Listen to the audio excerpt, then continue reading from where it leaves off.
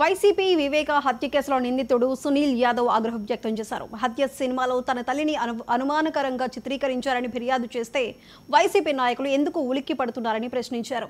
నేను కోట్లకు పడగలెత్తడం జరిగిందని అన్నారని, నేను కోట్లకు పడగలు ఎక్కడెత్తానో వారు చూపిస్తే ఆధారాలతో బాగుంటుందన్నారు.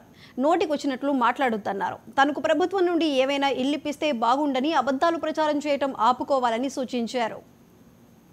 నా దగ్గర కోట్లే పడగలెత్తి ఉంటే నేను రెంట్ రూమ్లో ఉండాల్సిన అవసరం లేదు. నా దగ్గర ఉన్న కోట్లు ఏంటో ఆయన నిరూపించి ఆ కోట్లు తీసుకొని నాకు ఇల్లు కొనిపించాల్సిందిగా నేను కోరుతున్నాను ఆయన్ని.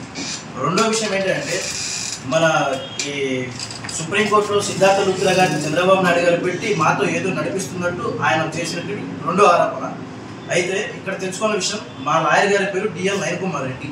ఆయన పేరు తెలంగాణ అడ్వకేట్. ఫస్ట్ నుండి మొదటి నుండి నాకు పులివెందులు అయితేనేమి, కడపలో అయితేనేమి మొత్తం ఆయన హ్యాండ్ ఓవర్లో జరిగింది నా కేసు అంతా.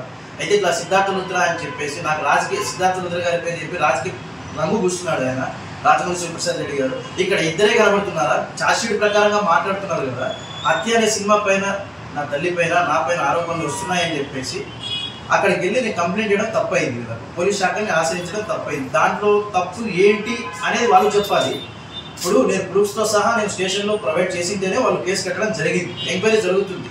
ఆ ఎంక్వైరీలో అసలు విషయాలు, అసలు నిజాలు తెలుస్తాయి. ఈ హత్య సినిమా ఎవరు తీయించారు, దీని వెనకాల ఎవరు ఉన్నారు, దీని నలుగురే ఎందుకు హైలైట్ చేశారు, మిగతా నలుగురు గురించి ఎందుకు మాట్లాడలేదు, మిగతా నలుగురు పేర్లు కూడా చెప్తున్నాడు. అవినాష్ రెడ్డి, భాస్కర్ రెడ్డి సారు, ఉదయ్ కుమార్ రెడ్డి, నెక్స్ట్ ఈయన మన అవినాష్ రెడ్డి, భాస్కర్ రెడ్డి, ఉదయ్ కుమార్ రెడ్డి, శివశంకర్ రెడ్డి అన్న పేర్లు, వీళ్ళ పేర్లు ఎందుకు సినిమాలు చూపించలేదు? మరి వివేక సినిమా ఎగ్జాంపుల్ చూపిస్తున్నారు. అది ఛార్జ్షీట్ ప్రకారంగా సినిమా తీశారని చెప్పుకుంటున్నారు వాళ్ళు బయటికి.